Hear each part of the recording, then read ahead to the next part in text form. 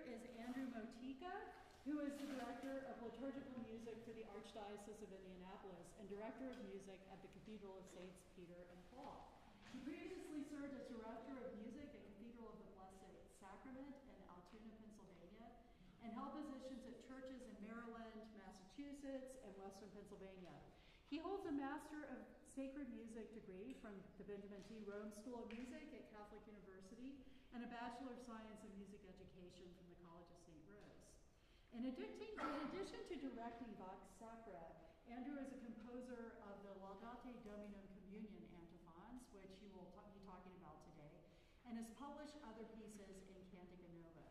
Andrew is a member of the Cathedral of Saints Peter and Paul Parish in Indianapolis. Please welcome Andrew.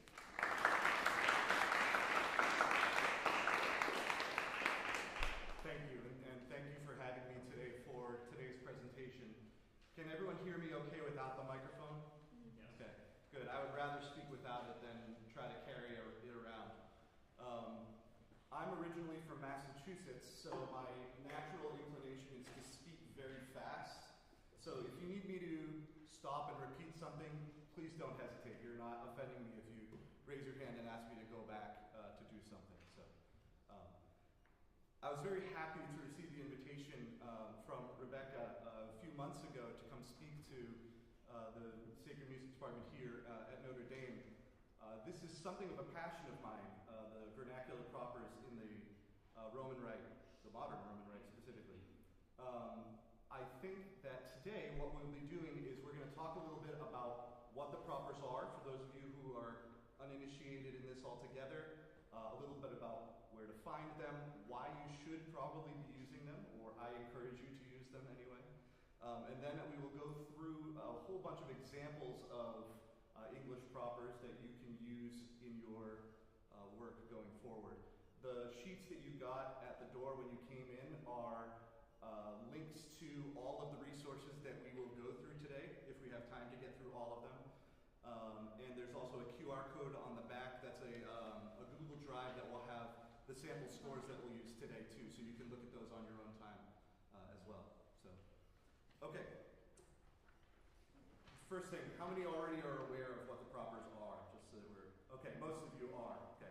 I would like to just give a brief reminder, right? The propers are the texts of the Mass that change at every liturgy, right? So the ordinary parts of the Mass don't change. Your ordinary parts, oh, this isn't working. There we go. Okay. Your ordinary parts of the Mass are the texts that don't change from Mass to Mass. The Kyrie, Gloria, the Creed, Sanctus, Agnus Dei, and even the dismissal. It kind of gets overlooked frequently that that is part of the ordinary of the Mass, but especially if you're singing chanted ordinaries, that becomes a factor. The proper of the Mass are all of those texts that do change with every Mass, not only every Sunday, but even during the week. Sometimes there's some overlap during the week, but especially in the proper liturgical seasons, like Advent, Lent, Christmas, Easter, every day will have its own set of propers. Now, those include the introit, or your entrance antiphon, which is sung during the opening procession of Mass. The readings, because yes, you can in fact sing the readings, and should from time to time. The gradual or responsorial psalm. Of course, most of us are probably used to there being a responsorial psalm sung at Mass in the modern rite, but the gradual is still an option to sing there as part of the Mass. The Alleluia or tract or gospel acclamation during Lent, the offertory, and the communion antiphon, the communion. There are several places that these propers all come from. Before Vatican II, all of the propers were found in the Missal, in the Roman Missal, along with all of the Mass texts. But they were found only in text. They were there for the priest, especially for low Masses, to recite instead of being sung. At high Masses, where it was required for the choir or a cantor to sing all of those proper texts of the Mass. Today, all of those propers are also found in the Missal, but we'll get to that in a moment about why that's a little bit different. They're also found in the 1974 Graduale Simplex from Salem, and the Graduale Romanum, and also the Graduale Simplex They are all official places where you get the text. And of course the lectionary. We shouldn't forget that because that is still where you get the verses for your responsorial psalm and Alleluia verses. Those are all considered proper texts of the Mass. So, why should you be doing these rather than singing hymns at Mass? So, traditionally, hymns have had their proper place. Where do you think? Where do you think hymns have traditionally been placed in? The divine office. Exactly, the divine office, in the breviary, in the liturgy of the hours. So in all of your hours of the day is the place where hymns traditionally have their place. So I'm not telling you hymns are not a thing, right? But however, even before Vatican II, hymns had commonly found their way into Mass because the most common experience of the churchgoer before Vatican II was not a high Mass with propers. That would have happened probably once every Sunday at each parish. All of your other Masses would have been low Masses, which would have been either entirely silent or later would have been just recited with hymns at the times where you would have had the antiphons. So the faithful were asked or invited or just sat there while hymns were sung during the entrance, during the offertory, during the communion, during all of those parts of the Mass. That's an important thing to notice because that's kind of where we got the model of what you see in your common church practice today. Where when you go to Mass, that's probably what you see, is you see a hymn sung during the opening procession, you have a hymn sung at the offertory, at communion, and then at the end of Mass during the recessional, which is not really a proper at all, but it's just kind of made its way in there. But that influenced how things were done later. There are occasions for hymns for Mass, even now. There are some hymns at Mass that are still sung. So for example, on certain feast days, we have hymns that are particular to feasts and times. Examples are the Ubi Caritas is a hymn that is sung during the offertory on Holy Thursday. Okay? What we frequently will sing, the English version is All Glory, Laud, and Honor, is a hymn to Christ the King after the entrance procession on Palm Sunday. These are hymns that are still proper to the Mass, but they're unusual and they're for specific feasts, not for general use. I'm not saying to you that hymns aren't allowed at Mass. I'm not here to tell you everybody's doing it wrong and I'm doing it right and so there. No. What I am telling you is you might have an unexpected realization today as what the church asks for when singing the text for Mass. Vatican II norms on music. So we start with Sacrosanctum Concilium, right? The Constitution on the Sacred Liturgy, written in 1963, which has a few key points. It has all of our basic guidelines for liturgical reforms, but all of these guidelines were fleshed out in later documents. For we musicians, that's especially going to come into play with Musicam Sacram. Sacrosanctum Concilium also commissioned new editions of the proper chant books for the Mass. So the things we're talking about today that have all of the proper texts already existed in the forms of gradual, or many people would have sung from what we call the Liber Usualis, which is just a compilation of all of the chants of both the gradual and the breviary. But the Vatican II commissioned the creation of newer editions of the chant books, and those found their way in the Graduale Romanum of 1974 and the Graduale Simplex of 1967. Specifically, sacred music is to be considered the more holy in proportion as it is more closely connected with the liturgical action. And on composition, the texts intended to be sung must always be in conformity with Catholic doctrine. Indeed, they should be drawn chiefly from Holy Scripture and from liturgical sources. I think that's a key component to what we're talking about today. What we take for our texts for Mass should be chiefly from Scripture and liturgical sources.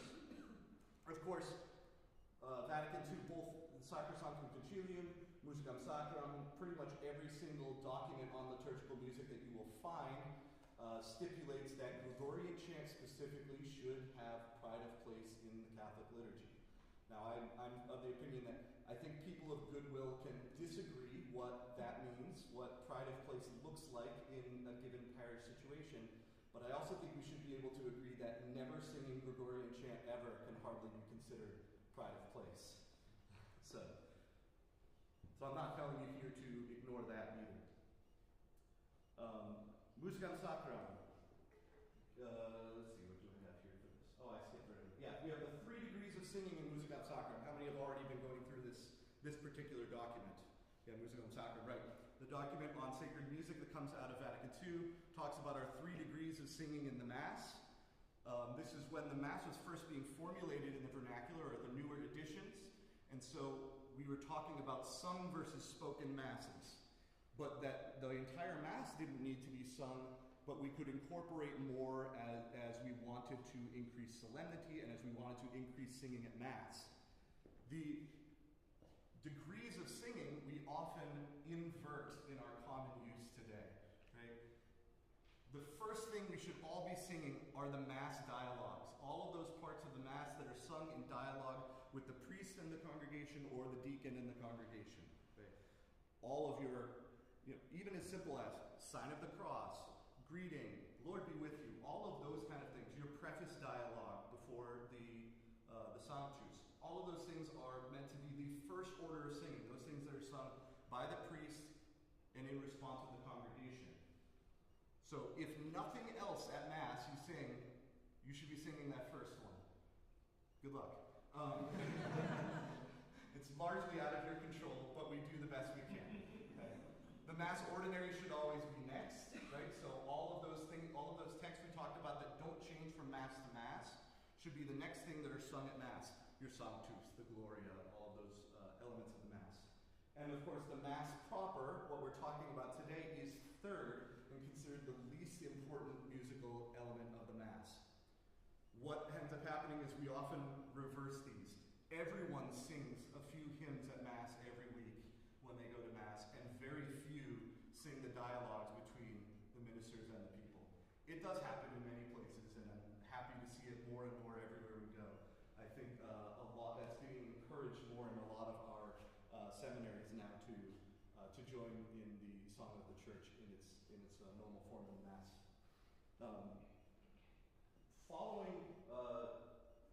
Soon after, so Vatican II, we got our first edition of the Roman Missal, which was released in 1969 in the Latin Editio Typica, and in 1970 in English was when we got our first official English translation of the Mass following Vatican II. The second edition came right on its heels in 1975, but it had very few changes. It changed mostly parts of the liturgical calendar, a few added feasts, things like that, tweaks. The change from the first to the second edition of the Roman Missal was not very big. My goodness, I'm looking at how young you all are. Many of you may not even remember when the third edition of the Roman Missal came out. Right? Officially, it was released in 2000. In 2000, there was a third edition of the Roman Missal in Latin. We didn't get an English translation of that until 2010, which we implemented in 2011. In your parishes, you probably remember this being a really big deal about us changing all of the texts of the Mass and how everybody had to relearn all of the prayers, right? You can sometimes identify people who haven't been to Mass in a very long time by when they come to Mass and don't know the responses. Although that's becoming more and more unusual as I look at it now that the third edition of the Roman Missal is now older than the entire Mass in English was when I was born. So that's an interesting reality check for me anyway. Okay, so where do the texts of the proper of the Mass come from? They come from these 3 books. They come from the Roman Missal, they come from the Lectionary, as we said before, and they come from the Graduale Romanum, or the Graduale Simplex. Okay. I have show and tell later if you want to look at any of these books. But there are differences between the texts of these 3 books, but they are all considered proper to the Mass.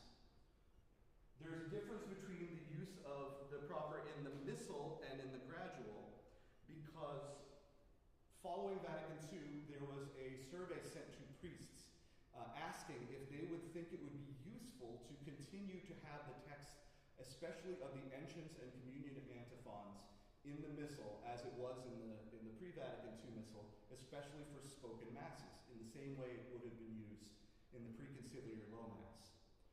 Resoundingly, that survey came back that it was desired. And so even from the first edition of the Roman Missal, the entrance and communion antiphons were included in the text of the Missal.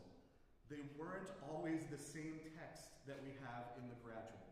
They were taken from different sources, and they were considered to be for the entire week, especially in ordinary time, because in the 30th week of ordinary time, every weekday would still have the same preface, for example, as you would use for the Sunday of that week. So it's kind of a more general use of the proper texts. Those were never intended to be sung. The missal texts in this case were not intended to be sung. They were intended to be part of the recited Mass, especially daily Masses or Masses without music, where a minister would recite the proper at its exact time. The proper in the graduale simplex as well, it's not listed here, but we'll show it in a little bit, is a little bit different from everything else. The graduale simplex was specifically called for in Sacrosanctum Concilium, and it is a set of seasonal chants in a much simpler form for smaller churches and for churches that do not have the musical ability to handle more elaborate chants like could be found in the Graduale Romana. The Graduale Simplex I always find to be a fascinating book. I think it gives kind of a snapshot of what the thinking was at the time of its composition. Remember earlier, I pointed out Sacrosanctum Concilium was written in 1963, but the first edition of the Roman Missal was, you remember already? Come on, it's 5 minutes. 1970. 1970 was the first edition of the Roman Missal. The Graduale Simplex was composed in 1967. So it was kind of in that intermediate time when we weren't exactly sure what the Mass was going to look like in the parish churches. So if you skim through the Graduale Simplex, you'll find some interesting formulations of the chants. They have some interesting responsorial psalms and psalms for the Alleluia. There was a time when you might extend the Alleluia chant, at least in the Graduale Simplex. It's a fascinating resource, but it is still an official book of the church and can be used at Masses, especially in those that can't handle some of the more complex chants. So, propers in the general instruction on the Roman Missal. This is probably the number one document you should be paying attention to in your parish jobs, right? Don't let anyone tell you that the general instruction on the Roman Missal isn't important. I know a lot of people tend to ignore specifics of it, but liturgical law is canon law, okay? This is important for the use of liturgy in the church. So, this is just a snapshot of the entrance chant in the general instruction on the Roman Missal, but if you look at the other sections that refer to the offertory and the communion, they're substantially the same when they call for what music is to be sung at these moments of the Mass. The entrance chant is sung alternately by the choir and the people, or similarly by the cantor and the people, or entirely by the people, or by the choir alone. So, somebody sings it. In the Diocese of the United States of America, there are 4 options. These are important. The antiphon from the Missal, or the antiphon with its psalm from the Graduale Romana is set to music there or in another musical setting. Remember how I said that the antiphons in the Missal were never intended to be spoken? That's true when they were written. Now it's written in law in the general instruction that they can be sung. So there it is. We have an alternate set of texts now that can be sung at Mass explicitly in there. Whether that was an intention of the people who translated the Missal or a mistake, it doesn't matter. This is law. You can sing the antiphons from the Missal or from the Gradual, even though they might be 2 different texts. If you pick up a missalette in your pews at your parish, if they have the propers of the Mass in there, which they sometimes do have the entrance and communion antiphons written in your missalettes or in the proper section of your hymnals, they will probably be the texts from the Roman Missal. There was a great revival of interest in the propers when the 3rd edition of the Roman Missal came around, and people actually started opening the book and seeing what was in there. Go figure. The second option is the antiphon with its psalm from the Graduale Simplex of the liturgical time. Like I said before, Graduale Simplex is a collection of seasonal chants to be used by parishes to be used by smaller parishes, right? That's our second option. 3, a chant from another collection of psalms or antiphons approved by the Conference of Bishops or the Diocesan Bishop. And 4 is some other suitable liturgical chant approved by the Conference of Bishops or the Diocesan Bishop. So, earlier when I said I'm not here to tell you you can't do hymns in the Mass, I did not mean to say that. I actually said, no, I'm not here to tell you you can't do hymns in the Mass. So 4 explicitly tells us you can do another song. Okay? But that is usually what we're doing when we choose to sing another song at Mass. And what I find to be the most important part of this is that of those 4 options, 3 of them are psalms, not hymns. Okay? 3 of those are psalms and not hymns. It is clear to me, anyway, that the mind of the church is that psalmody is the proper music of the Mass. I think this is borne out by history as well, simply because all of the music that has been assigned to those moments of the Mass has traditionally been psalmody. Okay? Hymns are allowed, but they're really a replacement for these other texts. Why should we use these proverbs? I always like to convince people of this because this is so different from your common experience. Other things being equal, Gregorian chant is to be given pride of place in the liturgy, for Sacrosanctum Concilium, Musica Sacra, the Sing to the Lord, which is our local United States instruction on sacred music. Pretty much every document on sacred music going back to Trilateral from Pius X. It gives us a connection to tradition and to the community of saints. I think this is an important one that we can lose sight of. For centuries in the church, this has been the music that people sang at Mass.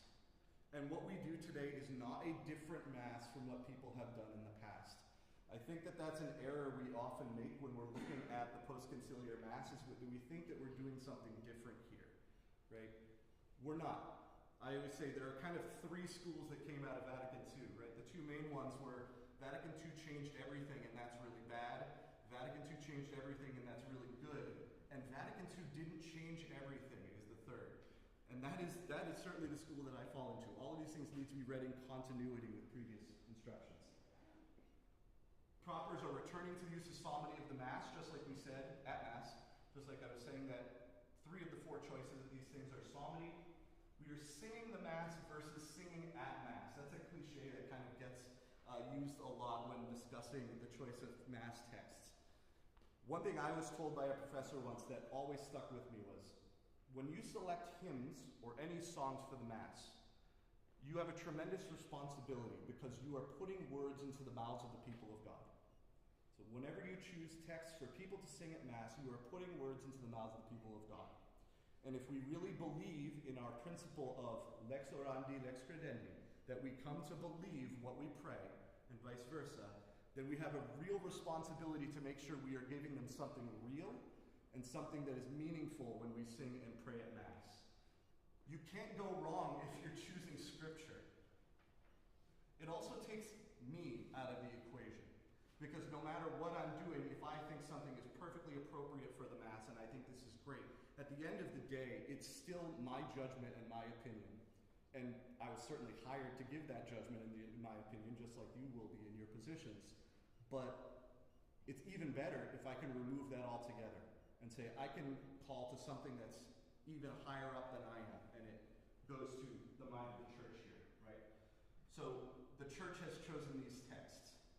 We often have a hard time understanding, those of you who have ever preached homilies, have to go through the readings of a particular day and think, why did the church choose these readings for this day? What are we talking about these things?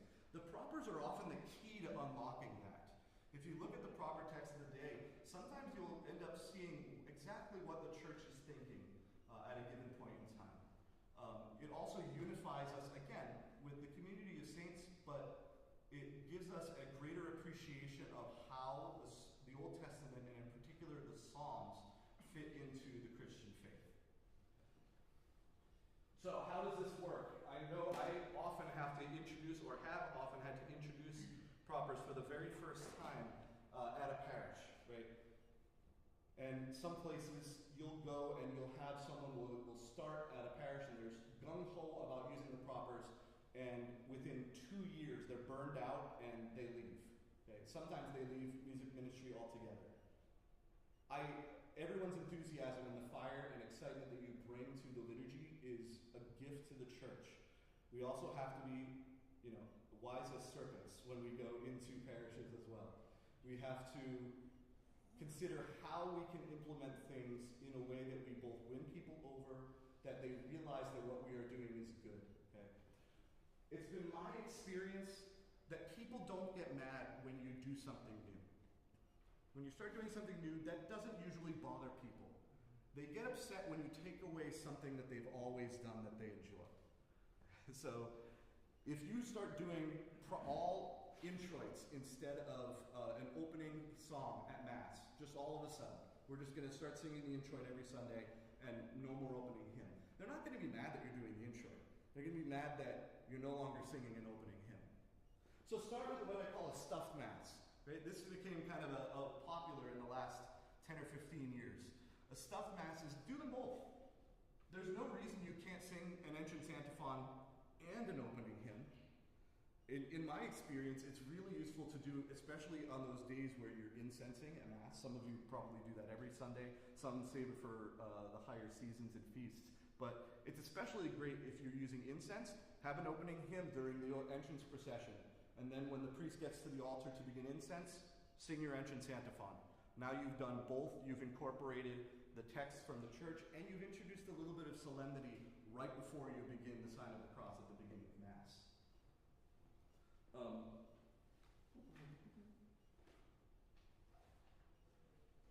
Try to do one proper at a time when introducing these, rather than just throwing in everything at once. Right? Don't start one Sunday, we're going to go ahead and sing the entire proper and nothing else. Go one at a time. I find communion is a great place to start. And even better, maybe get people used to the idea of singing psalms all together.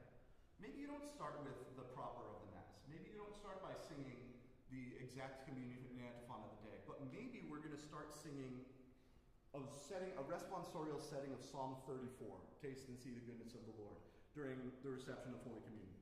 That's always going to be appropriate. But it's going to get people into the mode of singing psalms during the communion procession. Or do a setting of the Magnificat, which sometimes comes up in the liturgical year. Things that are always appropriate for singing at Mass. So get them used to the idea of singing psalms and gradually add it in. Here's a weird one. Don't talk about it too much. That's funny to say in a presentation when we're talking about this for an hour. But don't talk about it too much. When you write a whole bunch of essays for your bulletin, when you go through this whole thing, when you make a big deal out of it, people get defensive. Show them rather than telling them how this is going to work. I have a great experience in my current position. We started using the communion antiphons much more regularly. Now we use them every single week. And we were using them every week for a long time, and I had an older parishioner came up to me and was furious, saying she hated that we were doing these every week. She was really upset by it. And then a couple of years later, she approached me and said, you know, I went to Mass at a couple other churches, and I realized that I missed this, and that there was a lot more, what I like to call meat and potatoes, that are a part of these propers texts than there are in the general communion hymns you're going to find in your hymnals. Okay? There's a lot more consistency. So, also use your choir. Okay? Offertory is a great time, of course, for your choir to be singing anything. Start to work in the proper text of the Mass. Have them sing your entrance antiphon. Have them sing a communion before you have a communion hymn. Use your choir creatively to try and work these propers in, especially because most of them, in their pure form, in the Gregorian chant, are going to be far too difficult for the congregation to join in on. They're meant to be sung by the choir. Be patient. Be patient and take things gradually. It'll take years to get where you want to be in a parish. Remember, most people who designed the great cathedrals of the world never lived to see them completed. Okay? And that could be depressing for us to think about, that you're never going to see what will hopefully be the high point of the music program in your parish, but it's reality. It's a lot easier to tear something down than it is to build it up, and it takes a long time to build hearts and minds, and yes, a musical culture in a parish to get these things in place. Okay. What about my settings? Okay, so I was asked originally to come talk about my communion antiphons, and I didn't really have enough to say about them, so I wanted to talk about English propers in general. In 2009, So it was a long time, no, not a long time. It was before the third edition of the Roman Missal even came out. I was working at a small parish in western Pennsylvania, and like most of us, I didn't use worship aids. I had just the hymnal in the pews, and this is what we're doing for Mass. And it's limited. It wasn't a great hymnal. It wasn't the worst, but it wasn't a great hymnal. And I remember thinking, okay, if I weed out all of the things that are just really not appropriate to sing for Holy Communion, or maybe aren't even appropriate to sing at Mass at all, there are maybe only 8 good songs to sing during the reception of Holy Communion for the entire year. You get tired of those 8 really, really fast. And so do the people, at least if there's that few of them. Okay. So I said, okay, well, what can I do about that? I started using collections of psalms and singing psalms during the reception of Holy Communion. And then I thought I was clever and thought I was the first person to ever think of this. Come to find out, there are lots more. I said, what if we try to do both? What if we try to both incorporate the proper of the Mass and encourage the people to sing during the reception of Holy Communion, which is also stipulated in the general instruction as something the people should be doing. So I thought, let's make responsorial settings of the communion antiphons. I had no place to start. I had very little experience composing, and so I thought, okay, well, let's start as a background writing in the Gregorian modes. I'm going to use as a reference the communions as found in the Graduale Romanum, and I'm going to emulate the exact same modes for every proper in there. So if the communion for a given day is in mode 5, I'm going to write mine in mode 5 as well. And serendipitously, or through the grace of God, or both, I later came to think, wait, what if we start using them in combination instead? So instead of just using an English communion, we chant the Gregorian communion first, and then go into an English communion. Now we're doing everything, right? We're giving Gregorian chant its pride of place in the liturgy. We're incorporating the use of psalms at Mass. We're allowing the people to sing during the reception of Holy Communion. These are all things that can be done simultaneously. All you have to do is be a little bit creative. At the time, I was using the St. Meinrad psalm tones because those were especially useful for singing psalms in English, right? If you try to emulate the Gregorian psalm tones, at least directly, they often don't work very well in English, just because of the way word accents work, right? The word accents in English, sentences will end on an accented syllable a large percentage of the time. In Latin, almost never. So they don't often work well together unless you have some modification of those Latin psalm tones. So I used the St. Meinrad psalm tones, which were specifically written to be chanted in English.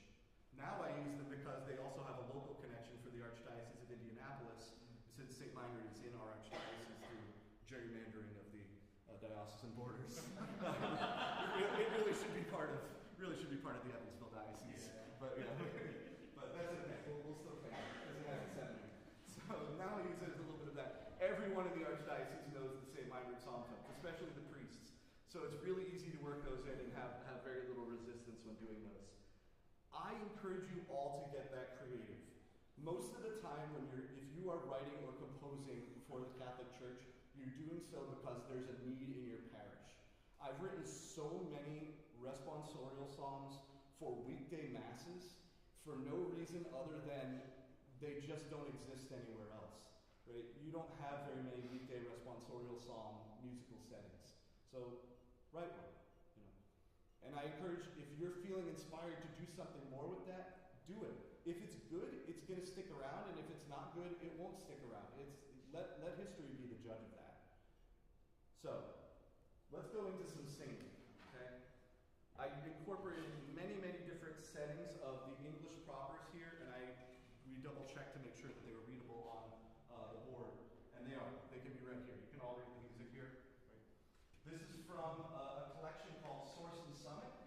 Source and Summit is both its own missal hymnal and an online platform for liturgical music. It's extremely powerful, especially if your parish has a little bit of money to spend on it, because it isn't the cheapest program, but it is an invaluable resource for almost everything. The tools you can find on there are incredible. They have everything from music playing for the Mass, to hymnody, to every single proper of the Mass, and the things you can do with those, with all of these musical settings, I've never seen anywhere else.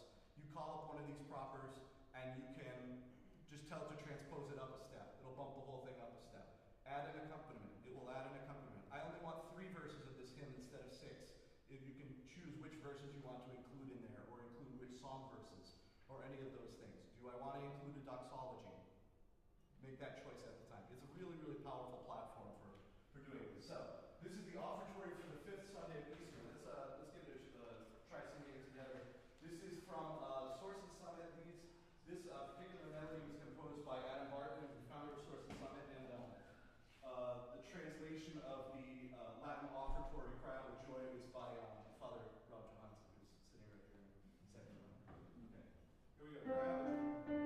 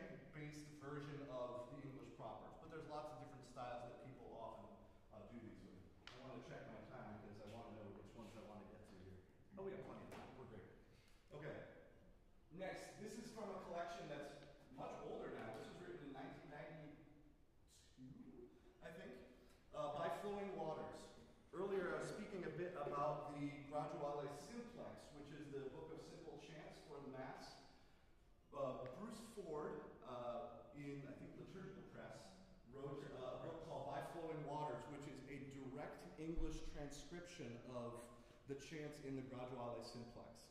And it is direct, so it doesn't always fit well with the English syllabification, but it is a faithful rendition of the music as found in the Graduale Simplex. So this is a good example of the Holy Family entrance antiphon. Of course, I chose one that's also an older one. But here, let's give this one a try.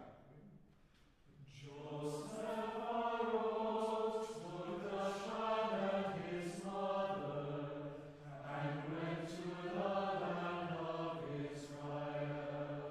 And then you sing a Christmas carol, because it's Holy Family and you only have 3 weeks to sing Christmas carols. Okay, you're not going to take away their opportunity to sing a carol. Okay, but that's an easy way to do it. There, you just incorporated the entrance antiphon into your Mass with minimal disruption to the ordinary lives of your parishioners. Oh, there's an example of the verses there. I won't make you sing through the verses of everything. Okay. Paul Ford numbers. What's that? Paul Ford. Oh, Paul Ford. I had it backwards. I have another Bruce Ford thing in a moment. This one. Bruce Ford wrote the American. Naturally, I put them back to back. Of course, that's how I forget. Yeah. There's too many words. That's right. Yeah. Bruce Ford wrote a collection called The American Gradual, right, which can be found online. It's on that sheet in its entirety, right? Just like By Flowing Waters is a faithful adaptation of the Graduale Simplex, the American Gradual is a faithful adaptation of the Graduale Romano. Again, it doesn't always work, but it's a much more florid chant. It fits the original music faithfully. This is an obstacle, or not an obstacle, a tension, I guess, that you're going to see time and time again when you're trying to make adaptations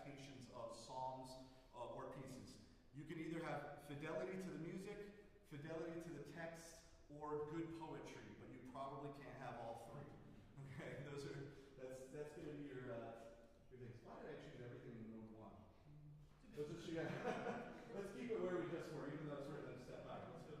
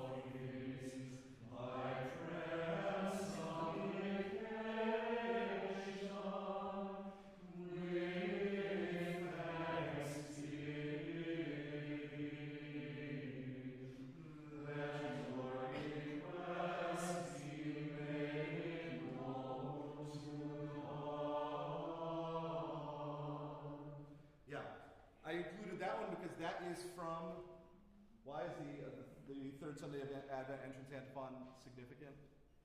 Yeah, it's Gaudete, yeah.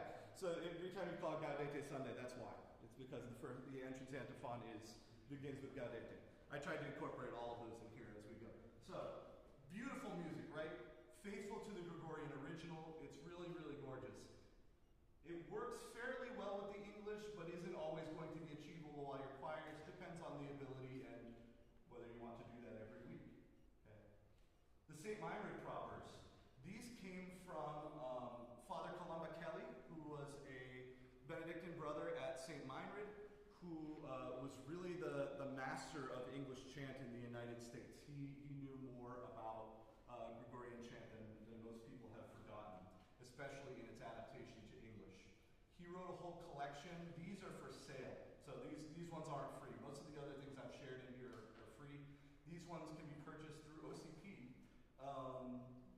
And the interesting feature about these is that they incorporate both a longer antiphon for a cantor or a choir to sing, as well as a congregational refrain, so that once again you could do both at Mass. So you could have your choir sing your entrance antiphon followed by everyone singing the response and alternating verses and responses as you go. So it's a good collection for doing a little bit of everything. There, I'm not going to make you sing it that right away because I want to move on. There's a lot more I want to get to here. One last one, I believe. Yeah, one last one in the chant. No, two in the chant category. We have. This is from a collection called The Proper of the Mass by Father Sam Weber, a disciple of Father Columba Kelly at St. Meinrad. He wrote a whole collection. It's a very big book called The Proper of the Mass. This one has a fascinating component to it. It's very simple, similar to the American Gradual, in that it's an attempt at making a faithful adaptation of the Gregorian tunes to English usage. But what it also includes is simpler settings of every single text in the book. So here it shows, it's a bad scan, but here it shows number 1 at the top. That's just the first setting of this particular antiphon. There's a simpler one that's number 2. That's a lot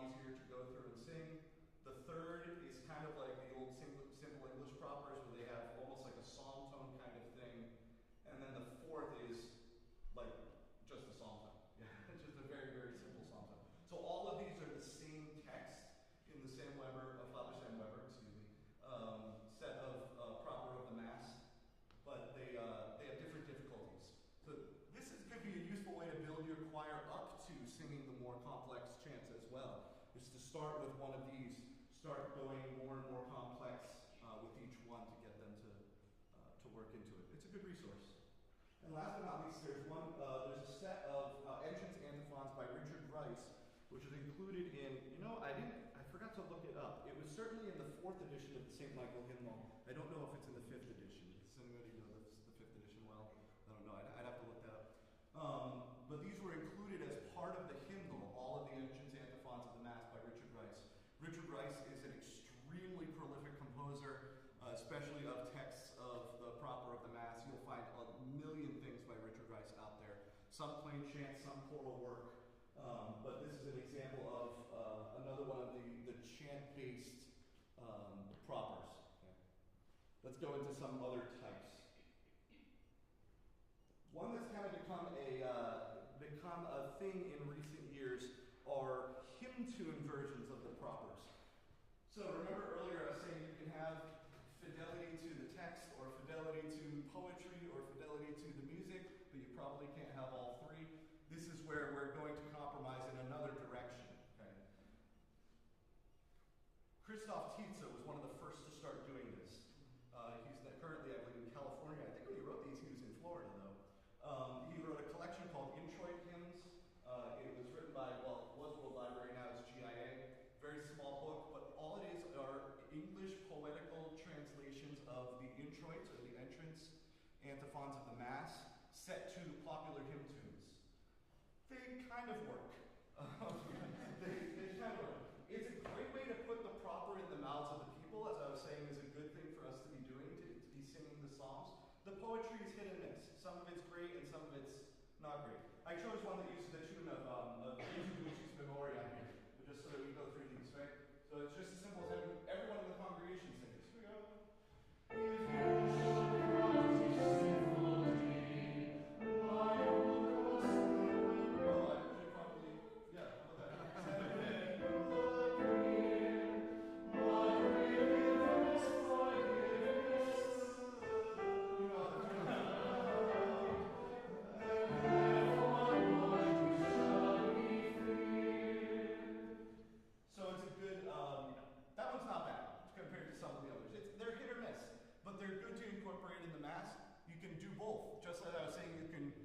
Have an entrance antiphon, then sing a hymn. This lets you do both at the same time.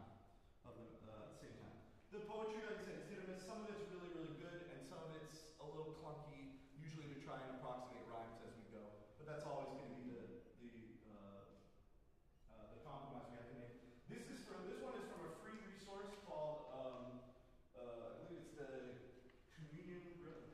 Sorry, I have it written down. The Propers.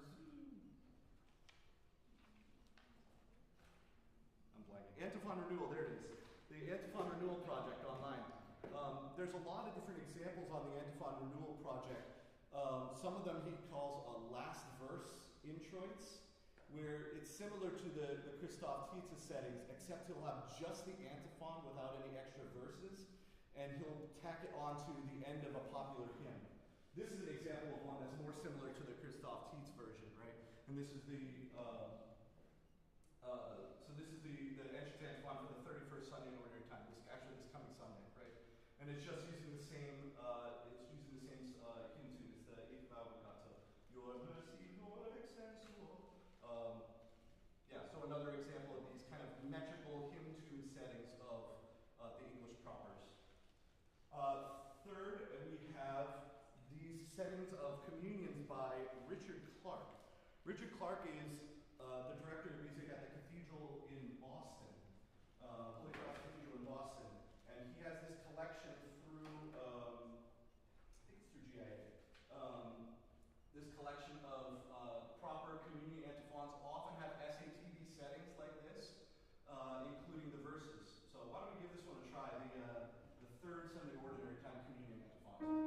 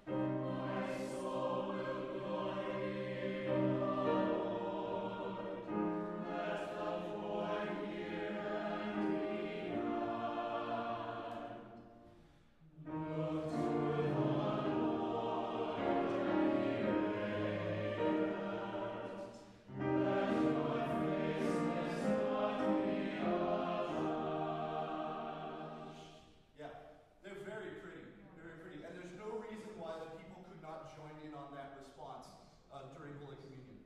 Another reason, I can't believe I left this out, why it's really good to do responsorial versions of the Psalms at communion time is so that people don't have to be holding something in their hands while they're processing up to receive Holy Communion, and they can still join in the singing at the same time. So something as a short, memorable response like this is very useful. Okay. Last but not least, I'll go into one of mine that I wrote. This uses the same minor psalm tones, last but not least in this particular section anyway. This uses the same mode as the Gregorian original, so this was from just this past weekend, right, which is the Letavi mode.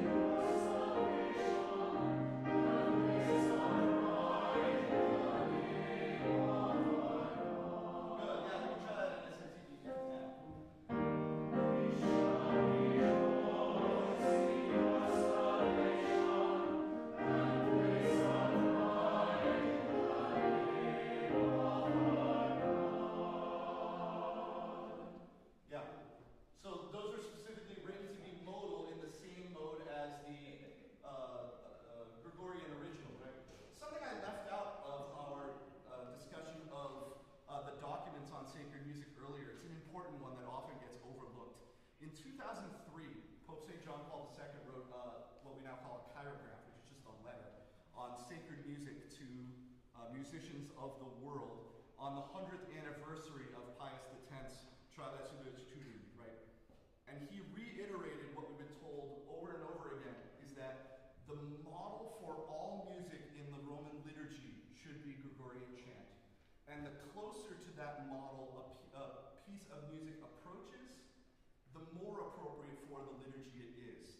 So if we try to pick apart those things that make Gregorian chant sound different from other types of music, the more you can incorporate those things into your composition or choices, the more appropriate things are.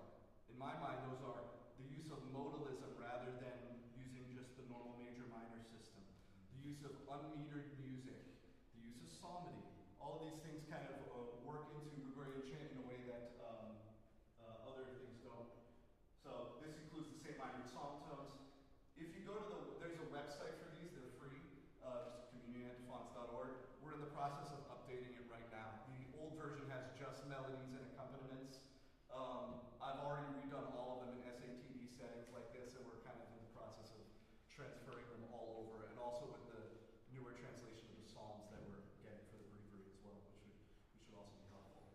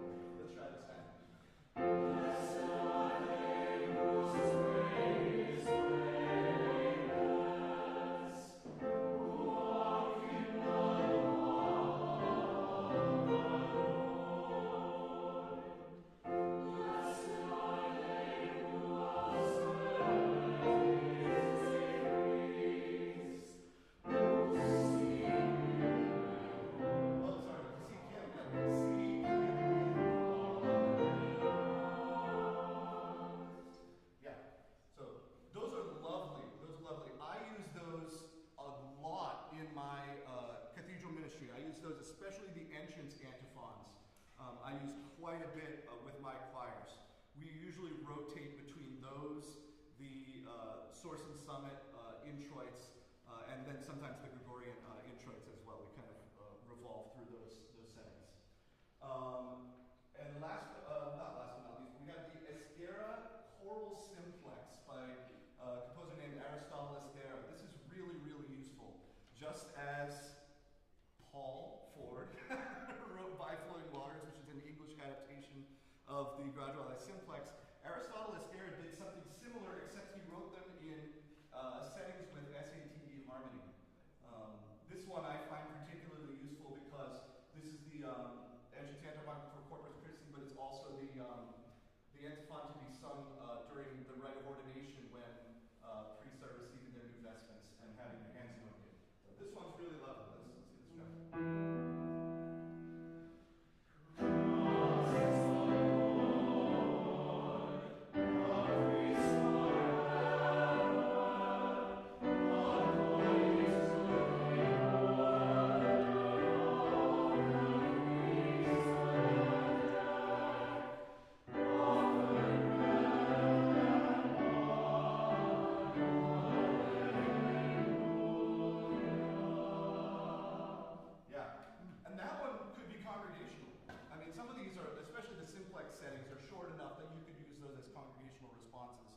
In addition to choral responses. And of course, if you do any real digging, you can also find a lot of choral settings, fully set choral arrangements of the propers of the Mass. One I love to look at is Christopher Mueller, who has a website called Benasonarium, has a whole bunch of, especially the offertories of the Mass written, which is good. The offertories are often the most difficult things to find musical settings of. Everybody's written communion and entrance antiphons. Very few have made offertories, right? This is a very simple, for a choir to sing this one, they're like $10 a piece and for your whole choir. So you could go in there and purchase an offertory for $10 and print it out for everybody in your choir and your set. They're very very approachable. So let's do this one. We'll go to questions. Hold on, man.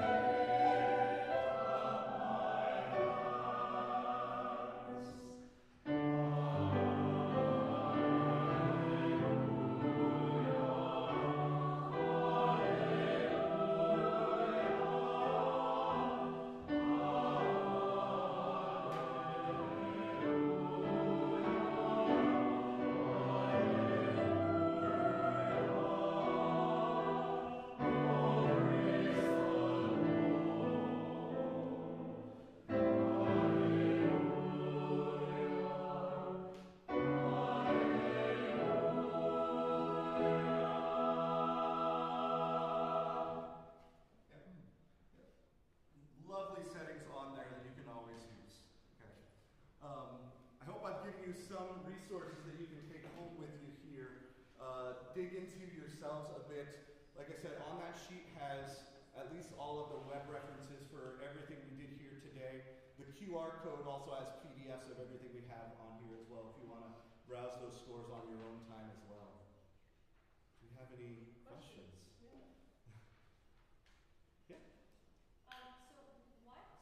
Do these all use a standard English translation? Good question. Some. So all of the ones that use the translations from the Missal will use the ISIL translations that are in the Missal, right? Anything that's from the Graduale Romanum or the Graduale Simplex usually has an either freely adapted translation. Some will use, there's a translation that comes from the Gregorian Missal, which is also out of Salem, which is it's not really an official English translation, but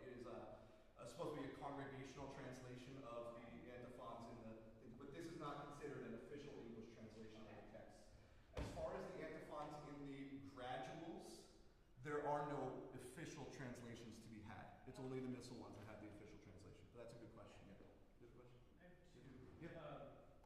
What do you also use then the post-communion hymn as part of your ritual practice? I usually don't. I will occasionally work in a choral piece or something there, but I usually don't know. Yeah. I can. It depends how long communion's going to be too. For a regular Sunday Mass, I can usually get away with just using a communion antiphon without needing to extend it too much. No, I'm talking about the post-communion hymn before the presidential prayer. Oh, sure. That's often omitted. It's part of the structure. It's an option. Well, so is the homily. Well, yes. I mean, the homily is written in a general instruction as highly recommended. Yes. So, I mean, I think, no, truly it is. Yeah. Look it up. But I think that's something, I mean, I would actually really challenge, because I really love this idea of psalmody. Yeah. I use psalmody a lot Sure. in my congregations and when I was still doing church work. Like this was a really pastoral Sure. idea of singing scripture, and I think we had a teacher in common who told us the same thing. Right. But I do think that poetry that comes from the heart of the church, like not just the mind of the church Sure. as imposed from the imperial force, but the Right. mind of the church from people who are practicing in all walks of life, Yes. deserves a space. Sure. And then you also have a really great structure too of like the hymn in the entrance rites with the Gloria, right? And then the hymn post-communion as Sure. two places where the only ritual is singing the reality of church. Yeah. So I think that's something I was No, yeah, that's certainly. I think that's if a that's great part of thing. your, I was just curious if that's part of your ritual and pastoral idea. It isn't, but it's something to consider. Yeah. And then the other thing I'm curious about is how does this exist at all in your pastoral practice vis-a-vis singing the office? Since that is Good that's question. a bigger part Yeah. of the source For of sure. it. I think if you just look proportionally how many Yeah. liturgies there are a day. Yeah, singing the office. Yeah, I mean, when praying the office in common, we almost always sing it. But usually it's using very simple psalm tones. It's unusual for us, and for us anyway, to have a choir or anything that can handle elaborate Is that settings. a congregational thing in your ministry? Not right now. Yeah, we're kind of on hiatus right now with celebrating Sunday Vespers, although we shouldn't be. But yeah, but it's but we have done sung office in common, especially on Sundays, which is especially recommended, especially in cathedrals. Yeah. Yeah. Question. Yeah. So I've heard that the new text translations for the responsorial psalm was supposed to come out maybe 2027, not entirely sure. Yeah. No date for the foreseeable future. So like I guess theoretically all of these settings will become like unusable. For the responsorial psalms, Yeah. yes. Yeah, for the responsorial psalms. These texts won't be changing because the missal isn't changing. If you want to use a consistent translation of the psalms that they're going to use for the responsorial psalms, you'll have to refer to the book that they're going to be using for the breviary, which is the Abbey Hymns and Canticles. Is that right? Yeah, the Abbey Psalms and Canticles. There we are. The Abbey Psalms and Canticles. But all of the all previous translations of psalms are grandfathered in on those kinds of things anyway. So you're not out in the cold. Yeah. On that. Yeah. Yes. What's your response, or do you have a go-to response for anybody that likes to push back on the use of propers by citing the Roman Missal as like they like base everything on the Roman Missal because the offertory is not listed in the Roman Missal? That's a good question. I wouldn't say I have a canned response, but I would say that going back to the original discussion of the spoken versus sung propers, consider why the entrance and communion antiphons were included in the Roman Missal was so that the priests could pray those at masses without music. I'm projecting here, I'm completely speculating, but it's my guess that the offertories were not included in the Roman Missal because the priest is already busy at that time. So it's not really a time where the praying of the offertory is something that would be feasible. Yeah, but that's just a guess. I mean, I would have really no more. Could you rephrase your question just so that I'm making sure I'm answering it correctly? So some people, like at least I've experienced Sure. instances where people push back on like the Yeah. prevalence of the propers Mhm. place because not all of them are included. Okay. And so it's partly a misunderstanding, like Yeah. my experience, a misunderstanding of like